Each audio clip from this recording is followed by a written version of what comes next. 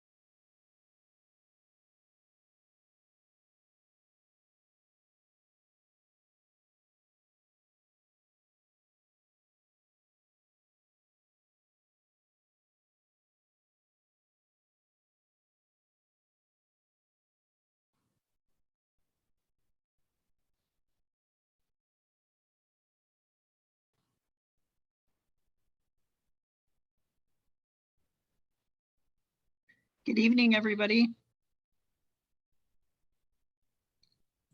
Can you hear me? Yeah, We can hear Okay. you. we're all on Very mute. good.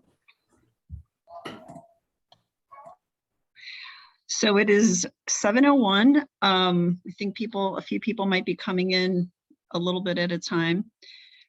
First of all, I want to thank everybody for joining in. And I also, right off the bat, want to tell you how much I appreciate everybody's patience, as well as the board of directors. It is a very trying time for all of us. And just trying to reach out to each one of you. Everybody's got different schedules, so I appreciate everybody taking my calls, responding to my text messages. And what we want to do tonight is just give a little bit of an overview of what we're doing. Currently, there are some families I left messages for. There's one family that's recovering from COVID. We've had that in my family. I'm sure many of you have experienced that as well. So what I would like to start with is our board of directors is on the call. And if you can just each very quickly announce who you are and your role on the board, just whether you're a director or an officer, so people can better understand who's helping to raise money and who's a part of the planning and responsible for some of the things that we do. There are a lot of people behind the scenes, including our partners, that make contributions of all sorts. So if we can start with our vice president, Christine, and just introduce yourself, please, very quickly. I am Christine Griggs. I'm the vice president of the board, and one of the things I do to support as well is I handle the books and accounts. So I do the bookkeeping for the organization and assist with fundraising. So you may be hearing from her in relationship to your account. She'll be getting a little bit involved with that. If you have questions, you may direct them to me, and I may then have Christine jump in and help. Where is Alicia? Someplace. She is here. She will be getting on in just a minute. Okay, and then Melissa. I think you're muted. Yeah, we can't hear you. She's not muted though. Check your mic settings there.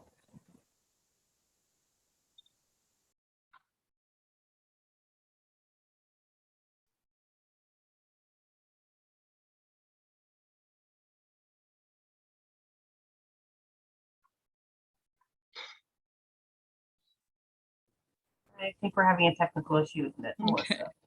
Well, she's working on that. Shelley, if you want to go ahead quickly. I'm Shelley Boyer. I'm on the board of directors. Shelley does a lot with social media and works on some of our marketing. She's come back as a board director from being our first employee several years ago, and we're very grateful to her for all the time she spends as a volunteer and things that she's doing to contribute. Then Barb, I saw someplace, Barb Hargrove. Thought I saw her name. She popped in up. and then disappeared. She popped up? Yeah. Okay, there's Alicia, she can jump in. I see her.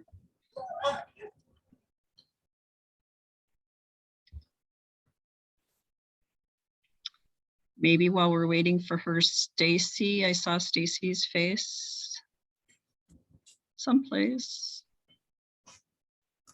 Hi, my name is Stacy Burgess Brundage. My kids, I'm on the board. All three of my kids have participated, as well as myself, in Books, Brushes, and Bands programs. And I kind of help out wherever I can. Right now, I'm trying to get Miss Morales, who called me and said she doesn't have the link. I'm trying to get her the link because she wants to join. So that's me. I'm Stacy. Thank you, Stacy. Barb, you want to go ahead? You have to unmute.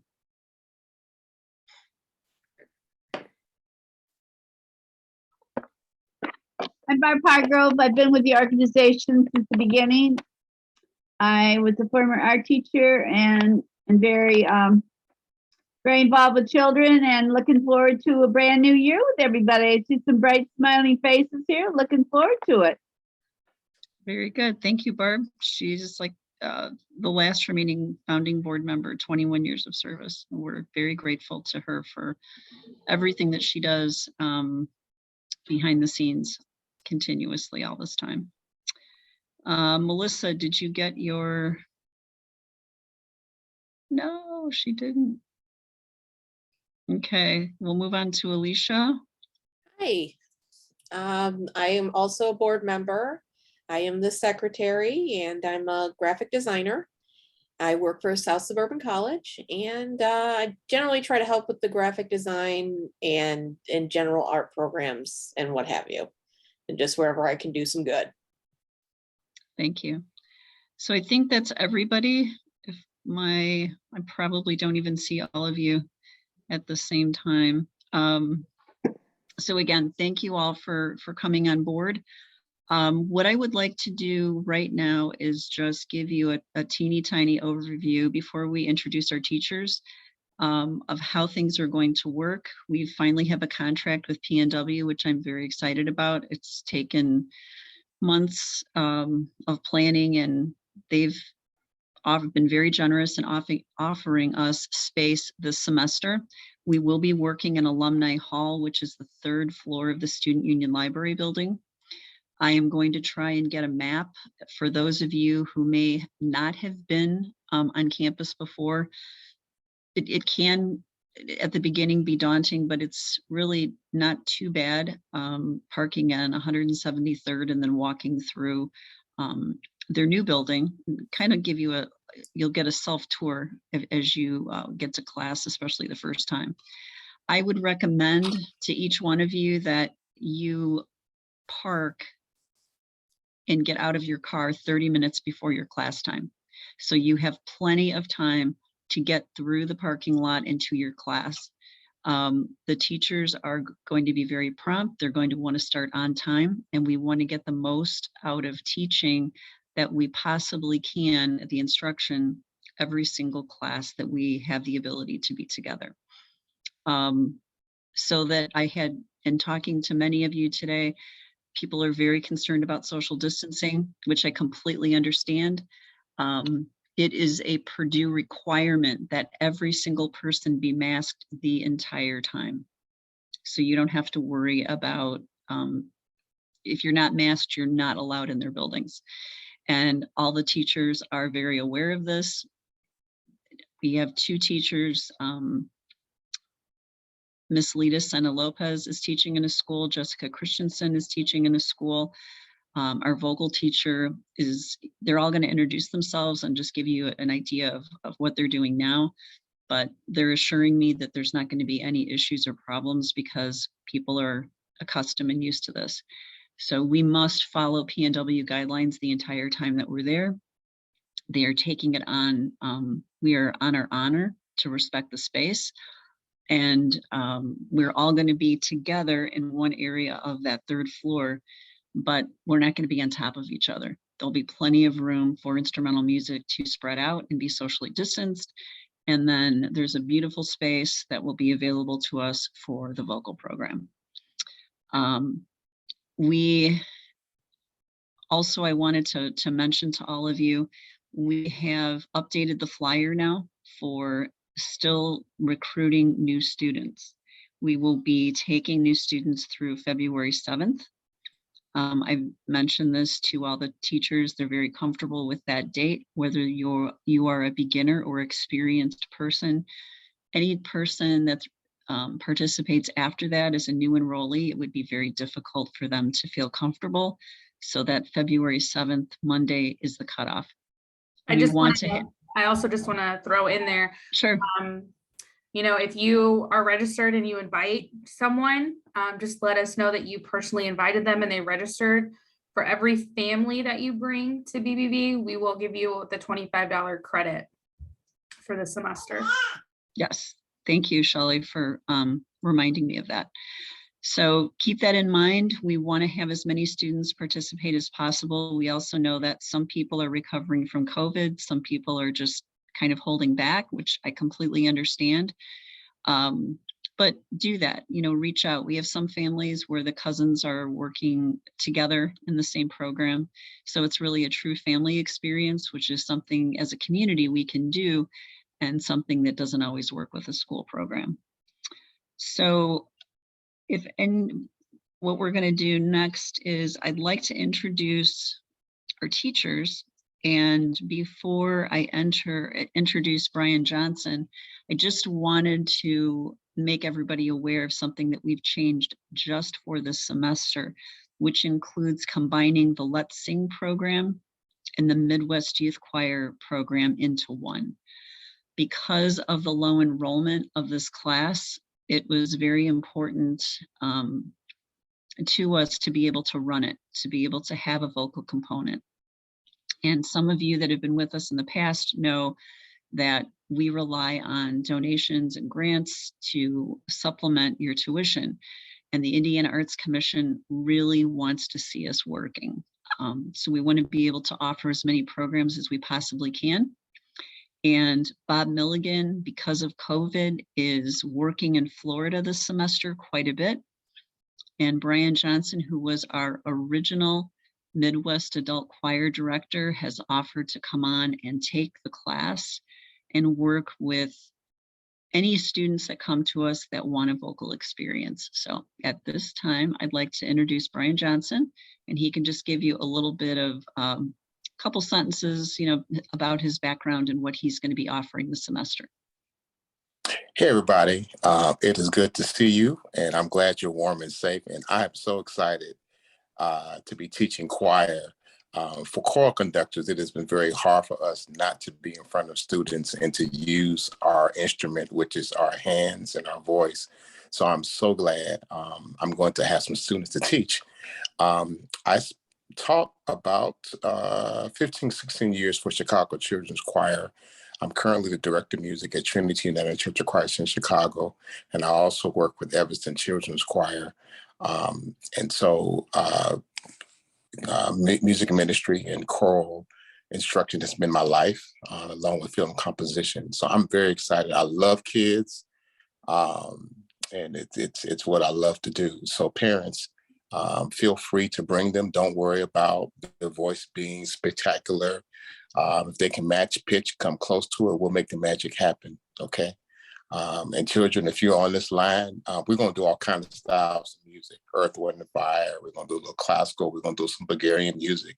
We're going to move around. We're going to have some fun. Okay. So welcome again to this Purdue experience. Thank you.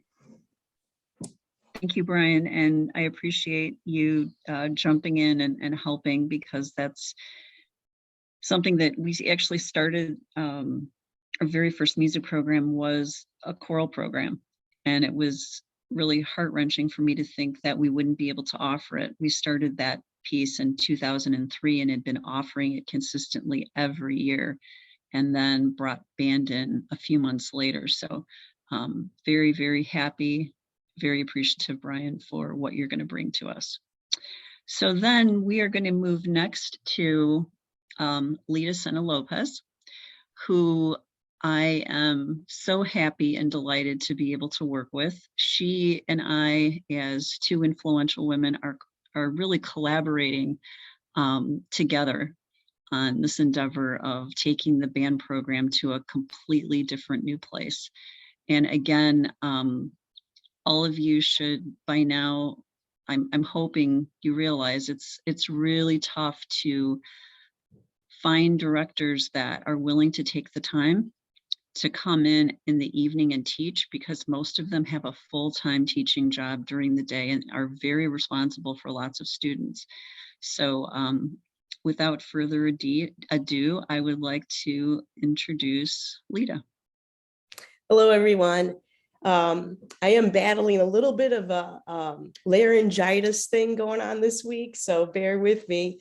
I am so excited to have this new opportunity to share the gift of music with your children. And I'm in my 30th year of teaching now. I've been the band director at Kaler Middle School with Lake Central School since 1995. I've probably had over 7,000 students come through my program at this point. And I think my focus with teaching students is really enabling them, giving them the tools to learn music on their own. So really what I like to do is make lifelong learners, not necessarily tell the kids what to think, but how to think. And in music in particular, to be a lifelong lover of music and to make music. I've had many, many students that have gone on to be educators, professional performers. I have a student that's won 3 Grammy Awards already. And I just recently, actually last week, got an email from a former student who I just didn't think would go on in music, and has decided later in life, after 6 years of being in the Army, he's decided to go into music, and he was just accepted to Berklee School of Music. Wow. Congratulations. So, yeah, I've had several students go through Berklee and the University of North Texas and IU and all kinds of great programs. But more, I think importantly, is that we're giving kids a creative outlet, especially during this really difficult time during the pandemic. And I think music is just one of those things that just helps us all get through difficult times. And using that creativity is one of the things that has been a highlight of my life. And I'm very happy to be able to have that opportunity to share that with you. Thank you so much. And I just want to tell all of you that when I initially called Lita, and then we met during Thanksgiving, it's really impressive to me, as this is such a difficult time for people, and it's hard to see forward because we're so in the now of survival, and all we're talking about is COVID.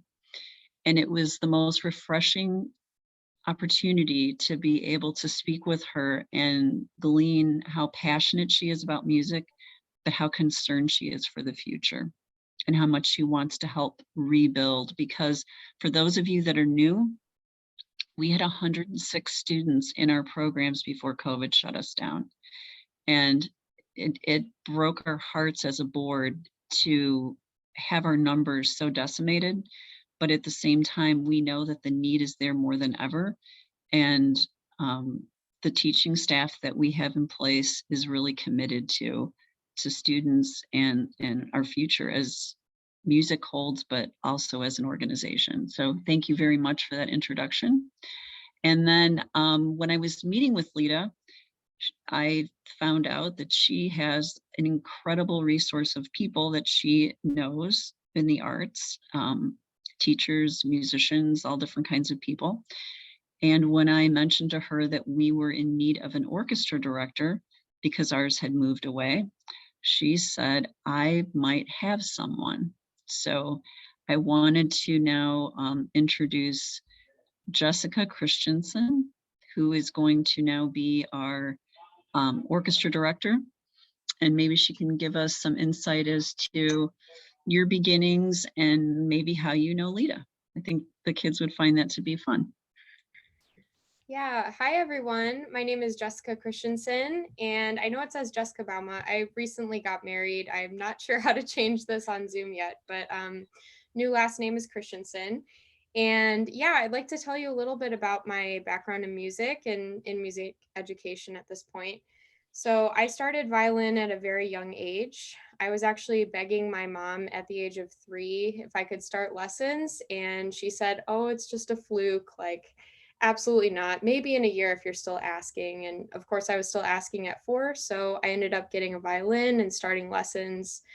And I'm still so thankful to this day for my parents for getting me involved that early in music. And so I took private lessons and played in the youth orchestra through middle and high school. And unfortunately, there wasn't an orchestra program at Lake Central. But the silver lining to that was that I got to play in band, and I actually had Mrs. Lopez as a director. So she was my band teacher in middle school.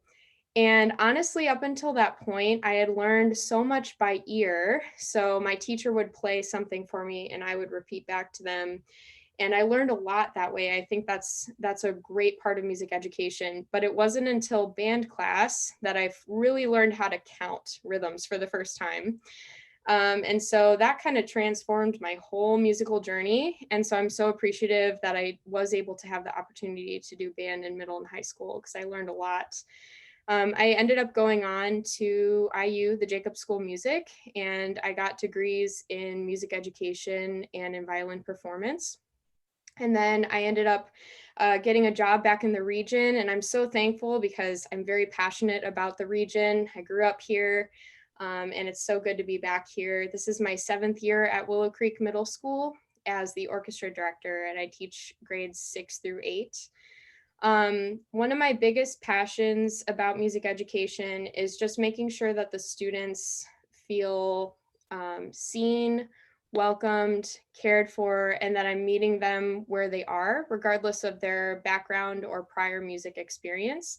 So I'm really excited to see different students at different levels. I know Michelle has mentioned that some of the previous students have had different levels of experience, and I'm really excited to meet every student where they are and still make them feel capable and able to attain whatever goals we have for the concert at the end and beyond, kind of like what Lita was talking about, lifelong learners and just seeing where they take music.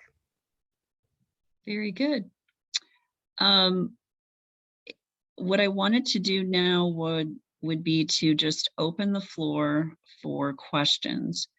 I'm not a Zoom professional. I usually don't lead Zoom meetings, but if somebody wants to raise their hand or just jump in, I was on a call today for 2 hours in a training, and the gentleman that was leading it was very enthusiastic, far more than I was. Maybe that was because it was at 9 a.m. I don't know.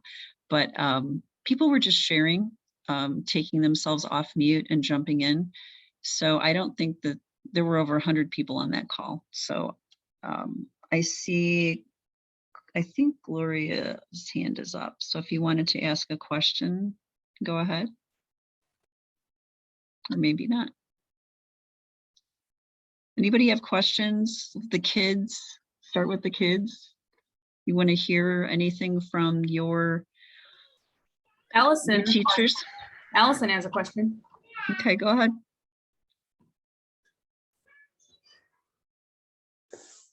When we're in band, are we gonna be playing songs and stuff later on? Orchestra. Orchestra? So is it a band question or an orchestra question? Orchestra. Yeah. Yes, we will definitely be playing songs. I know that the class sizes are a little bit smaller, so there are kind of small group pieces of music that we can work on together. And especially for the beginners, we're going to be learning a lot of fun pieces of music that I've taught to my beginners at school. And I'm really, really excited to teach you guys some of the fun music for those beginner students, and then some more of the sheet music kinds of songs for the upper group, for the intermediate group. Okay. Thank you. Evening. Quick question for orchestra. So I was looking on the website and it says that you could receive it or rent an instrument. Who do we rent an instrument from, and what's that process like? We have a lot of instruments to rent. So it just depends on the instrument that you need. I had someone call today. We figured out how to get her an instrument because it's one that we don't own, and they really could not afford to rent it. So we figured that out. The student's going to use her school instrument and will be allowed to take it home. But that would be one way to go about it. If you feel your student is very serious and you wanted to do a rent-to-own program through Quinlan and Falish, you could do that as well. That's definitely an option. But partially the reason why we do rent instruments is simply because when kids are trying something out and they don't know if they want to stick with it, being able to rent an instrument and just try it out instead of a parent making a big time commitment is a far less expensive way to go about that. So it's really your choice. You can do that through a store or company program, rent to own, or if we have it, we can make it available to you. Okay. Can you say what instruments we have? Yeah. That process. So on Monday, we'll be bringing violins, cellos, and we do have a bass. We've been in the past purchasing instruments as we see the need to buy them, because as you can well imagine, they're not cheap. We do have clarinets, we have flutes, we have saxophones, we have bell kits. So all of the wind and brass instruments we do have. There's also a French horn that someone donated to us. It's in very good condition. Several students have used it. So that's what we have currently in what we call our closet, which isn't a closet. It's a huge room, but we call it a closet. Does that answer the question? Thank you so much. You're welcome. And for our instruments for this semester, it's $95 for the whole time.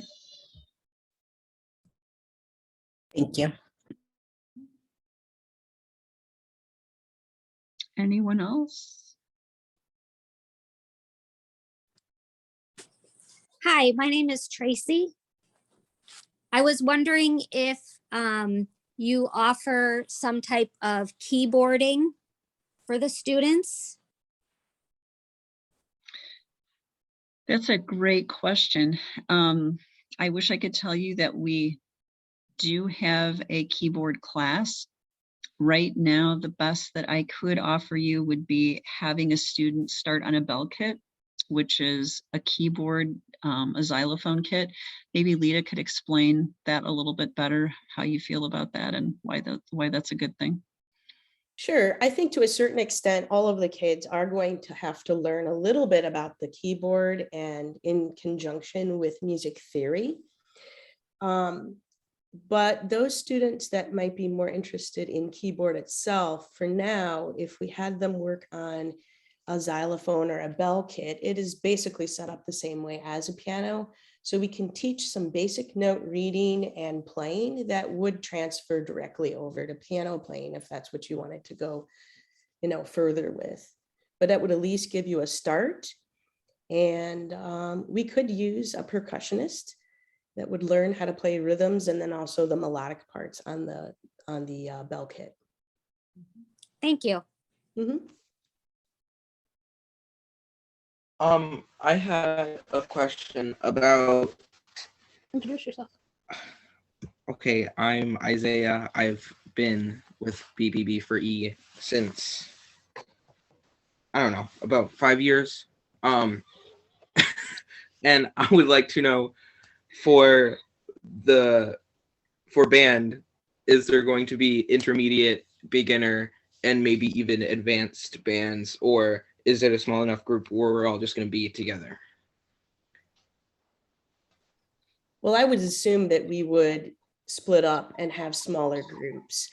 And one of the things that I would propose doing is doing perhaps some chamber music, or if we have kids that are specifically interested in jazz, doing a small jazz combo.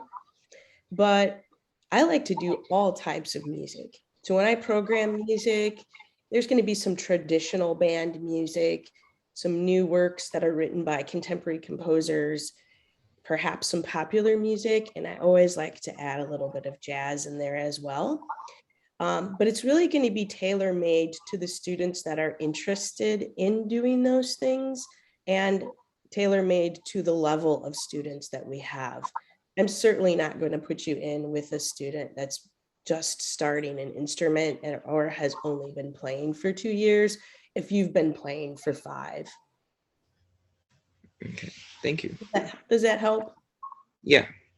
Sure. And I mean, and if it's just you and one other person, like I said, we can talk about what kind of music we want to play, and we can program that. I can find or write out the music for it. There's a really great program if you like jazz called iReal Pro. It's an app. Are you familiar with it? Basically what it is a rhythm section in your phone, and you plug in all of your chord changes. Are you familiar with chord changes for improvisation? No. I just auditioned to be in the jazz band. I'm sure we'd go into that more, but oh yeah, definitely. Courses would be good too. Yeah, well, that's definitely, if you want to write that down, that would be something we would definitely use if we did like a small combo. But again, it's called iReal Pro. It's kind of an expensive app. I think it's like maybe $15, but it's fantastic. It's like you have a piano player, a drum set player in your house with you. So you can practice at any time and enjoy playing music and not feel like you're by yourself. Thank you. Uh-huh.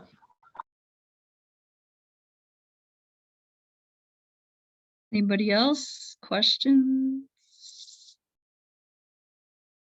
Anybody have a comment about this year, something that they're looking forward to, some as students, something that they're maybe worried about, something that we can help with? Anybody?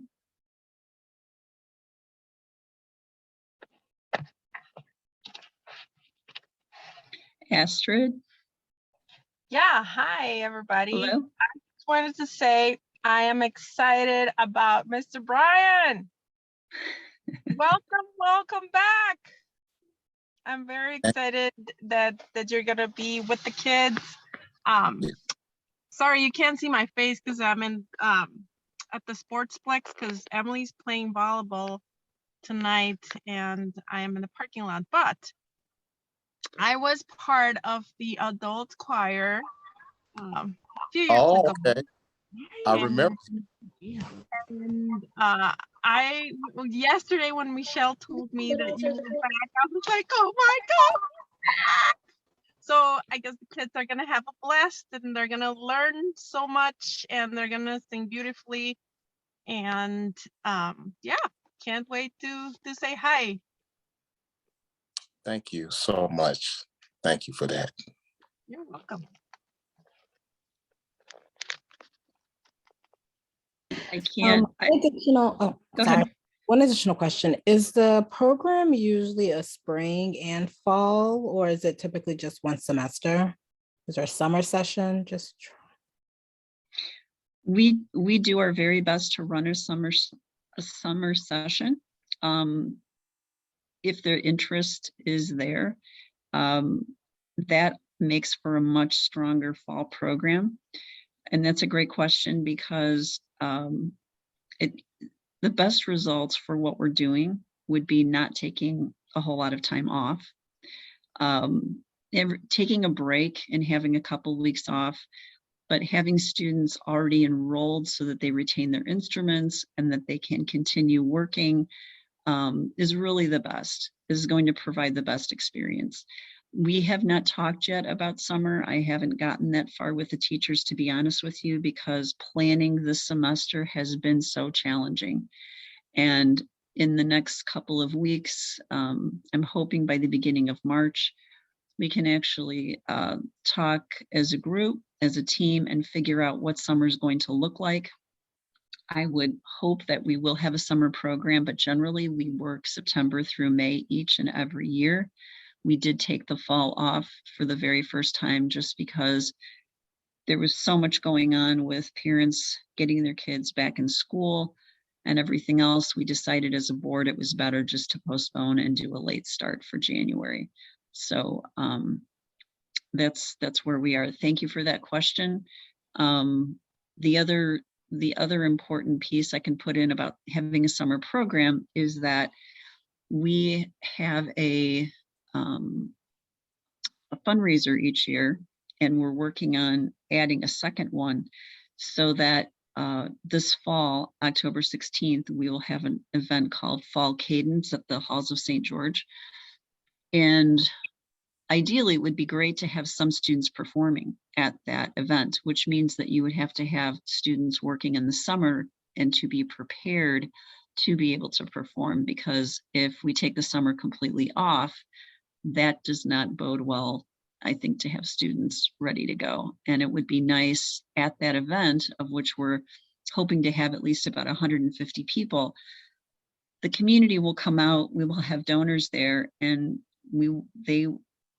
that opportunity of meeting people and having the kids perform would then help the donors understand what they are actually donating to. They would have an opportunity to hear the kids, meet the teachers, some of the parents, and then they understand where their investment is when they are making their contributions. So ideally, yes, we would have a summer program of some sort each and every year. Thank you. You're welcome. Additionally, so I heard that you said that the classes are going to be at PNW, I think. Is there Yes. going to be an email that goes out with where it is exactly or things like that before Yes. Monday? Okay. Yes, I will definitely send that email. I'm hoping to be able to include a map, but I think just directions as far as how to get into the buildings. Our board of directors will have a few people there to be able to help you navigate through, for those of you especially that are not familiar with the campus. Thank you. You're welcome.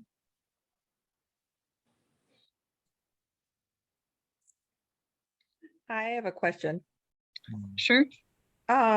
So Josh is in drama and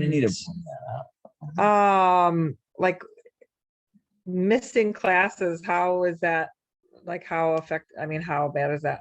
Like I don't know, like right now just depends upon if there's a longer performance or a longer, because usually he's done about 5, but sometimes it could be longer, especially when it gets closer to the play and stuff like that. So then I'm afraid he might miss band because of that.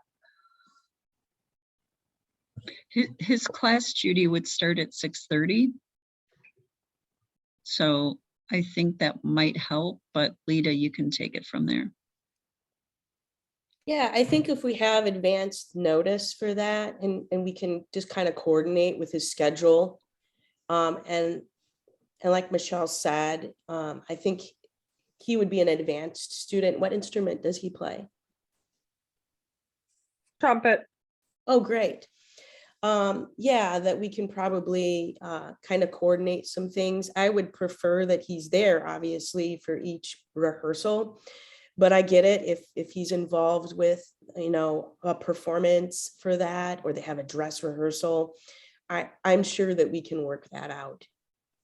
Yeah, I mean, he's already started with one show, and then he probably will do, in the freak year. So I do know what's happening now, but I don't know for the future. And I don't want to, make him have to choose. So if he could do both and kind of figure it out, that would be good. Sure, I definitely think that just communicating clearly so that we know, and then if we need to perhaps set up a Zoom meeting with him separate, I'm willing to do that to make sure that he's caught up with whatever it is that we're working on if he misses something important. But I think communicating that, and just so that everyone knows what's happening. Okay, thanks. Mm-hmm.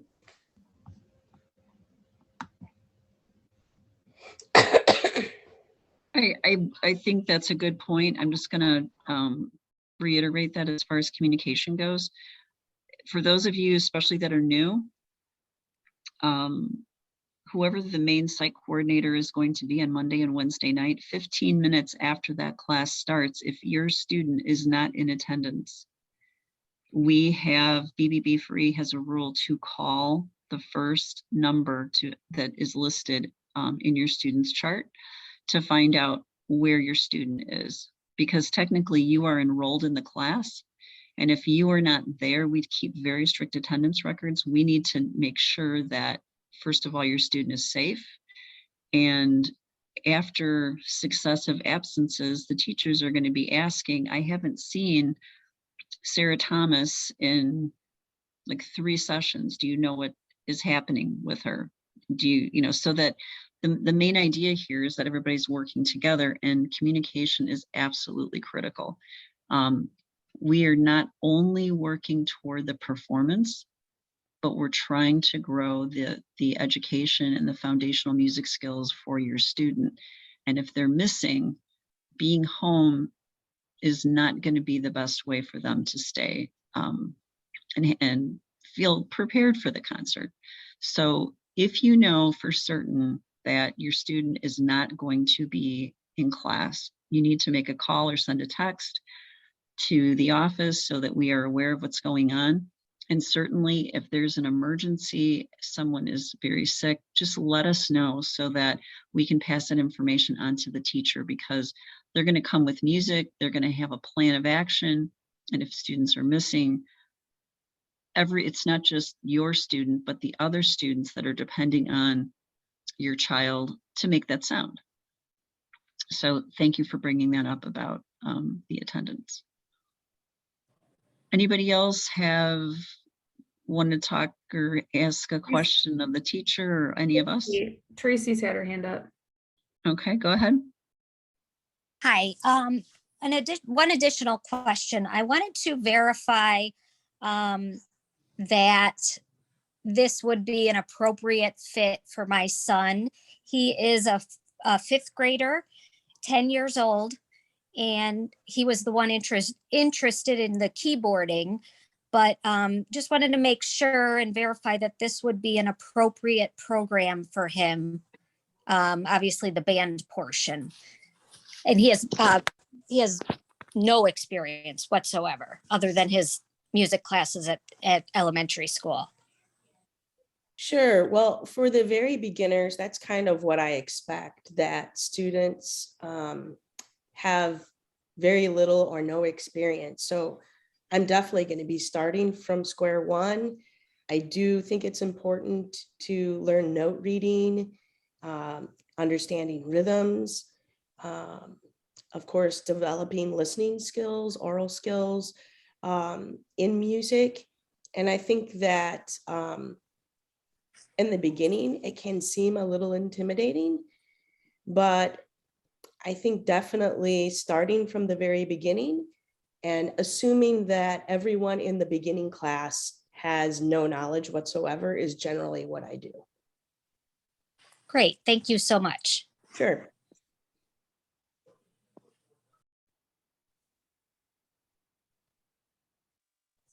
Gloria?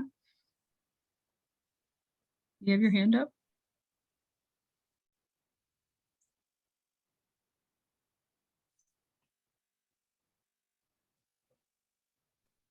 She just left. Oh no, she didn't.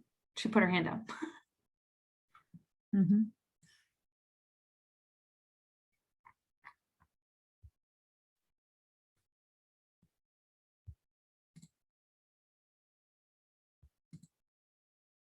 She's trying to connect. But she might be having some technical difficulties.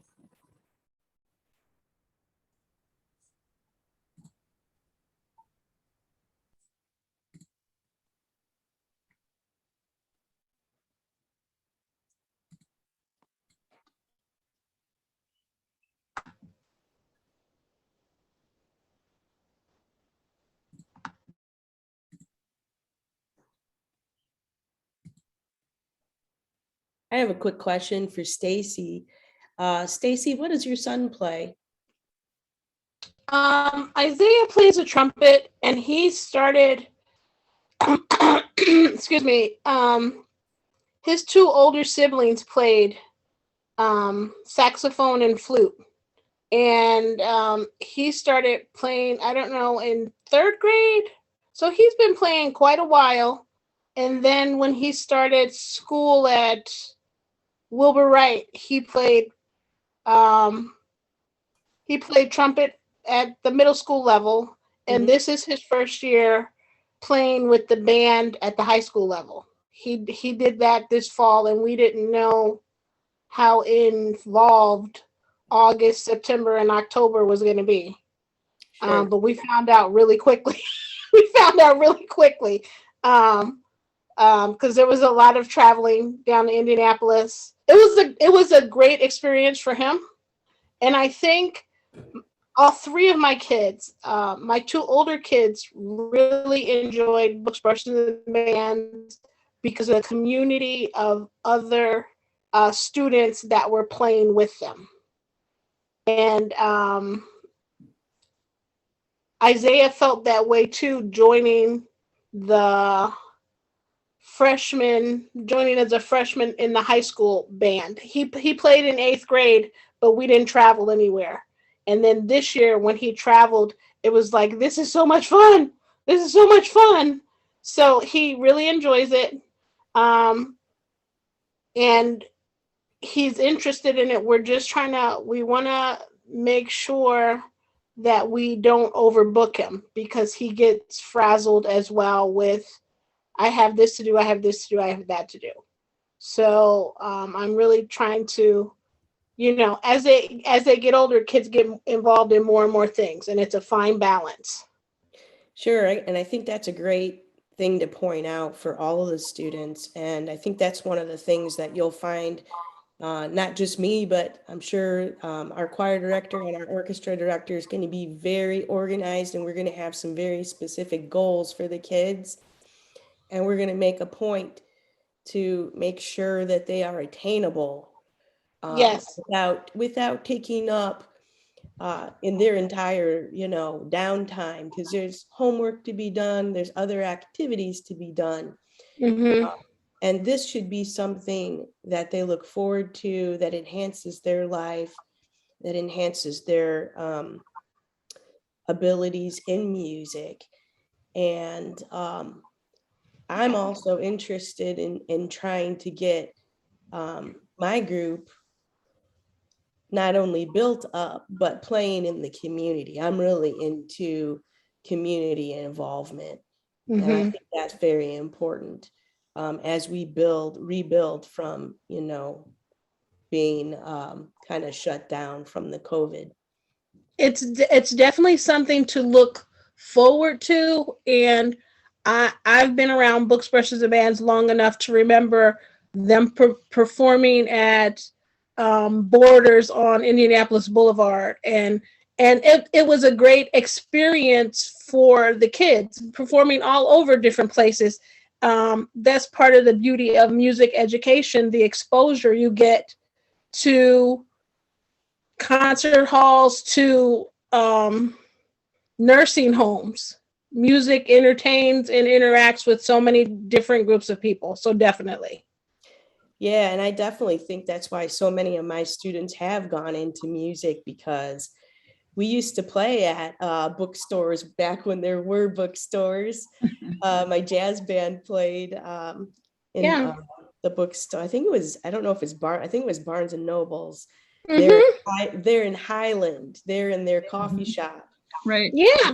Up in there, and that was tons of fun. And then my current jazz band, I have a connection with an art gallery in Bridgeport, and and my group plays there, and they have a really cool program out there. They have a third Friday art gallery opening where people can come in, and they have groups that perform, and then you can see the new installment of whatever art they have. But I think trying to set up some community events and performances is really something that is a great experience for the kids.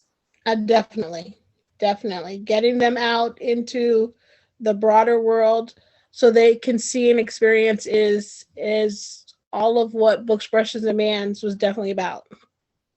So I don't know if Michelle told you or not, but the kids have performed with Foreigner in Hammond at the Wolf Lake, and unfortunately I missed it, but when Barack Obama came to Hammond, they performed for him. I mean, it's just things like that, it's just amazing stuff. Yeah. So I mean, it's a great thing for them, and it teaches them responsibility. It teaches them, working together. I mean, bringing the families together. It's something that we've all worked. It's a special kind of program. Yes. We welcome all these new teachers. I am so excited to meet all of you. Can't wait to meet you in person. Okay. Was there a question in the chat? Or yes. We have a couple questions in the chat. There's a new one. It says, I have a first grader who is currently taking violin lessons and wanted to transition her to BBB for E. Would first grade still be too young to join beginner orchestra?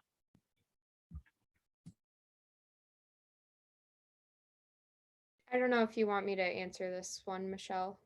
Yes, I mean, definitely go ahead, because this is for all of you that are on the call. We don't determine their placement. It's completely up to the teachers knowing how the student is playing their experience. So it's not something that I or anybody else would make that determination. So definitely, Jessica, go ahead. Yeah, that's a great question. I would love to, first of all, kind of see where the student is at. Every student is different. So it depends on, first of all, who their private lesson teacher is, what their private lesson teacher was teaching. But I would love to see how your student is playing and kind of what level they're at first before I could make a final decision. There's also kind of an emotional side of this question as well. Is a student capable of joining with other students together, being focused for that full class period? Obviously, the older the student is, the easier that is to do for the most part. So it would be great just to see kind of focus level wise where your student is at, and also what level they're playing at and what their private teacher has taught them. So I don't know if, Michelle, it's okay for them to kind of come to that first night and maybe have a conversation, bring the violin with them, let me see how they play, and then place them maybe in the beginning or intermediate group if it does work out. So prior to COVID, there was a young man who started out as a tiny boy. I don't know if Shelley, Paul was in first grade. He was very small. Anyway, he went on to progress, and he had been with us 3 or 4 years, but he had this little brother that was tagging along, and he wanted to be in class with his brother. So Mr. Gribbs said, you know, do you have a tiny violin for this young man? And we brought one, and he ended up joining the class, the beginning class, and really liked it. He was able to socially adjust, and he did make progress. He did stumble sometimes, but I'm not opposed to that. I mean, I think it's up to Jessica to make that determination eventually if she thinks it's going to work for the student and for the class. But I'm completely open to that.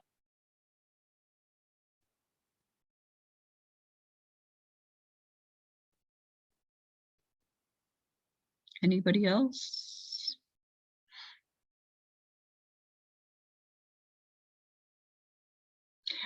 Before I forget it, while you're still thinking questions, now that I have the dates solid for PNW, and I'll be sending that contract over to them, Shelley can, I can send her the dates, and she can then go ahead and put the calendar back on the website. There were so many changes happening that we didn't want to go back and forth with that. So we'll be able to repost it. Bear in mind that there may be some changes based on weather. They may be COVID related. We may add an event, which we can let all of you know about, but the general dates for class instruction will be on the website. And usually what we do is we print paper calendars and hand those to the parents. Some parents hold on to them and write in them, have notes, and I'm fine with that. I love paper. So that will be coming, but it's not going to be something that we'll be able to hand out on the first class. We have to go through recreating those before we hand them out. The calendar is also going to be in the parent portal, which is online now. So I can show you guys actually what that is. So this is the first year that we're taking registration completely online. You can make your payments online. If you need to change a contact person, or if something happens, this is your new way to kind of let us know what's going on. So it's on our website. It's under programs, or you can scroll all the way to the bottom, parent portal. This is the email that you used to register your student and your password. If you need help or you don't remember, you can just shoot us an email and I can help you reset your password, or you can reset it here. Oh, Michelle, you're not a registered student, sorry.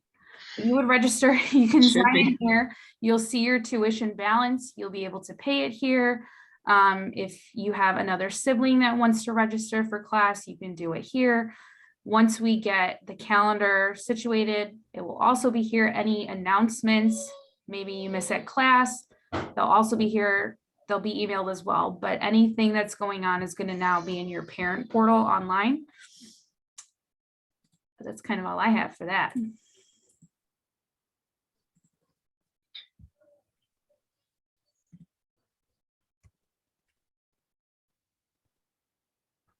Anybody else?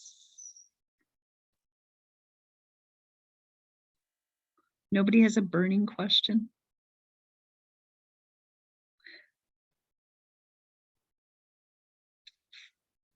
This is awesome. We're at 1 hour, which is what I was trying to do. Keep it at 1 hour, if at all possible. I wanted to, I believe in full disclosure and transparency, and I just want you all to know that I am not the technical person behind this operation. I would definitely say that that's far more Shelley's department. So I will do my best to help all of you if you have a question related to that, but that is not what I do. I'm much more the creative side. I keep in touch with the teachers, with the community. I help raise money, write grants and things like that. I'm very willing to help, but that's just not my thing. And I'm glad that Shelley offered that through Jackrabbit. COVID forced us to find a way to do contactless enrollment, which has been really helpful. It'll be very easy for all of you when we do field trips someday in the future, or if we're usually, I mean, not everything always gets emailed. Sometimes we will do like just a monthly short little newsletter that will print announcements in. It's usually pink. Shelley started that years ago. I kind of like the pink page that gets handed out so that you just have it in your hand. You don't have to go to a portal or your phone or anything like that. So we do a combination of paper and technology at Books, Brushes, and Bands. So I just wanted to put that out there to all of you too. We have a question in the chat. Would it be okay if a student attended the first week of class before they decide? We've done that in the past. I think that's definitely worth it. Sometimes people want to meet the teachers in person. We've had students try out instruments before and then decide, whoa, this is not what I wanted after all, you know, and that's fine. The idea is our organization wants to make the experience accessible, and not everything is for everyone. But if we at least give our students an opportunity to try, I think that's better than not making it possible at all. And some of you might be aware that we are generations removed from arts experiences for kids simply because parents didn't have the chance, they didn't have the opportunity. We want to be accessible for kids. And we've worked with hundreds and hundreds and hundreds in 21 years, and we want to be able to continue to do that. And like Stacy was talking about, Isaiah came to us when he was 3 years old, following behind his kids, and he was tugging at my coat jacket, and he said, Miss Michelle, when do I get a teacher? When is it going to be my turn? And he was just looking up at me with these eyes. I used to carry him around in a little bag in one of my satchels, and I said, okay, Isaiah, I'll figure it out. And that's how we started the Let's Sing program. So when he turned 5, he was able to have a teacher. And Josh, his mom's on the call, I don't know where she is, Judy Morales, they were in Let's Sing together. Isaac Lowe, a lot of kids have started at the age of 5 singing and working on ear training and become friends, and now they're taller than I am. And it's just been a real exciting experience to watch them grow. Stacy's oldest daughter is doing a master's program in arts administration. I can't tell you how heartwarming it is to know that the kids have done so well. Anybody else? Shelley, can you think of anything else that we need to cover right now? I don't think so, but I think that question, the last question, was really good. So if you have or know somebody who might just be interested but's not ready to make the commitment, feel free to bring them to that first class.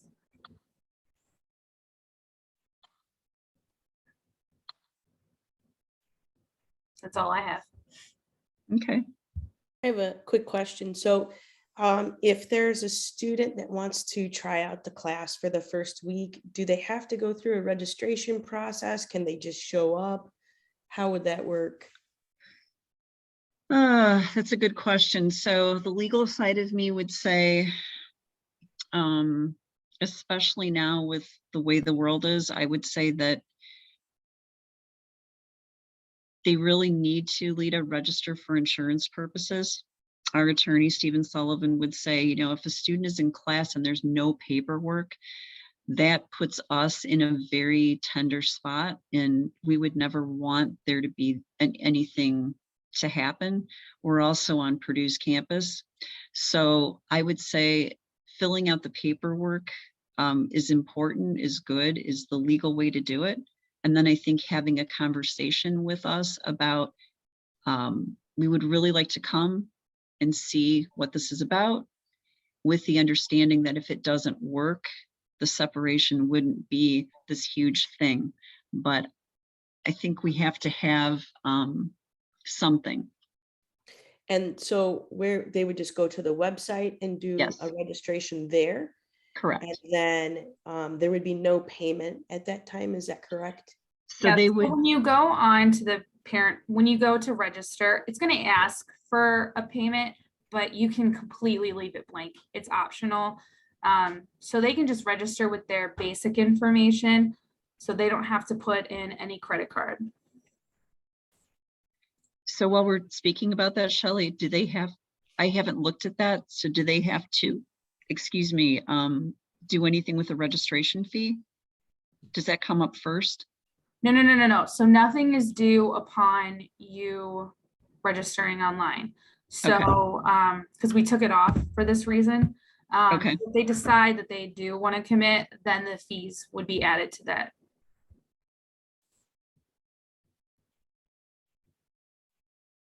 And one thing I was thinking about, Lita, and I'm glad that you brought that up. I think it would be a lot of fun to maybe take a group picture, the first class at the beginning, and that the permission for videos and photos is in that document. So if they show up and they do not sign that document, it just causes a problem. So I think we can work with it. It's just, I would feel much better if they went ahead and filled it out.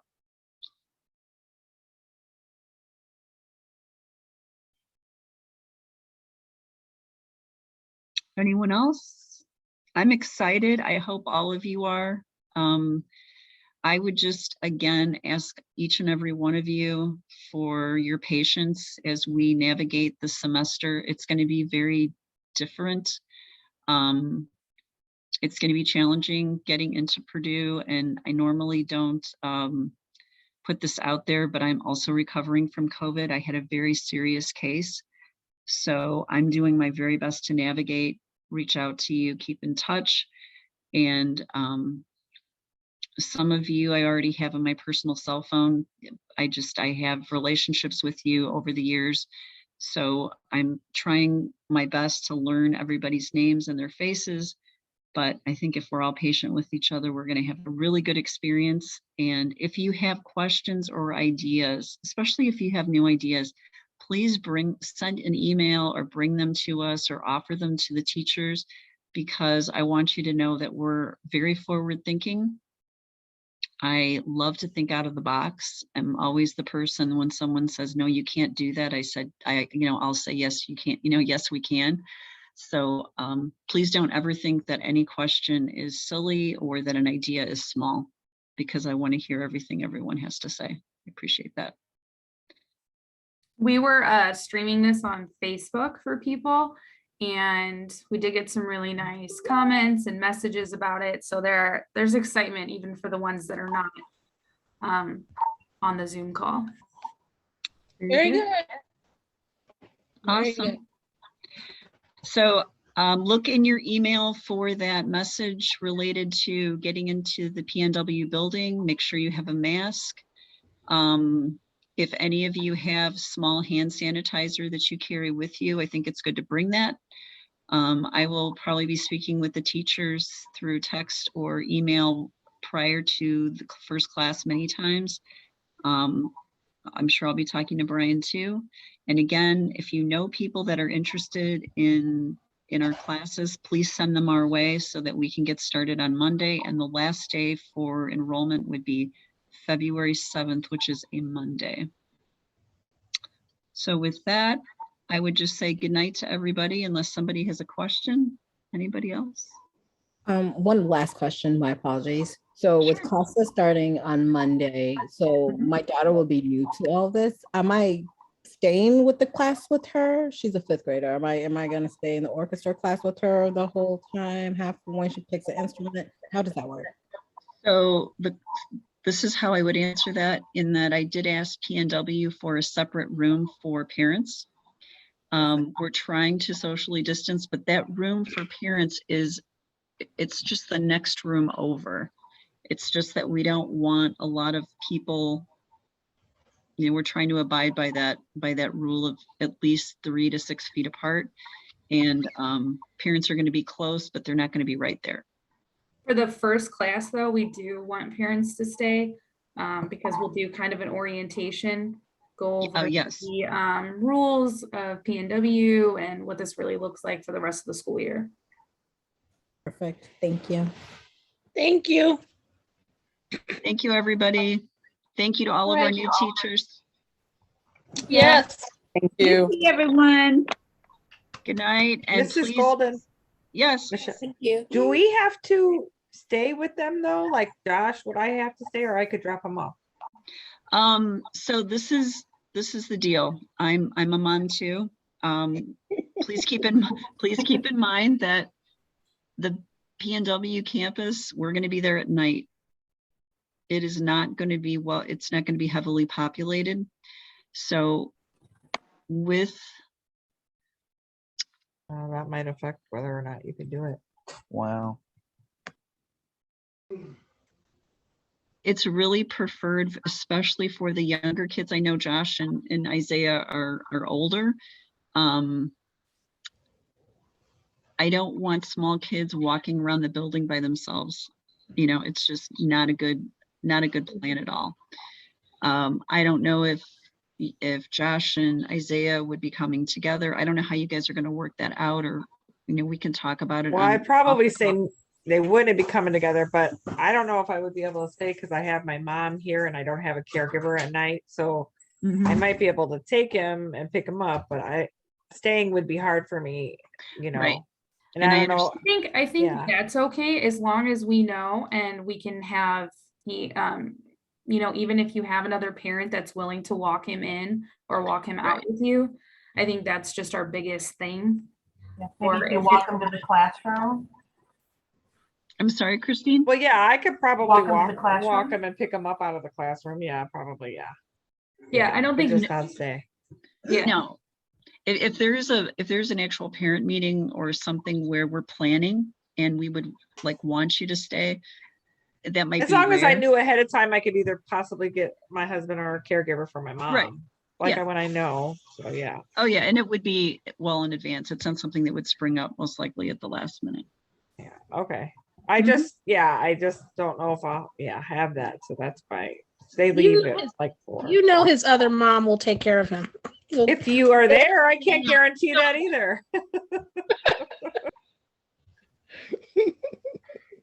You know I will run him home. So, okay. Thank you guys. Good night, everybody. Good Stay night. safe. Have a good night, everyone. Right. Bye. Bye. Good night. Good night.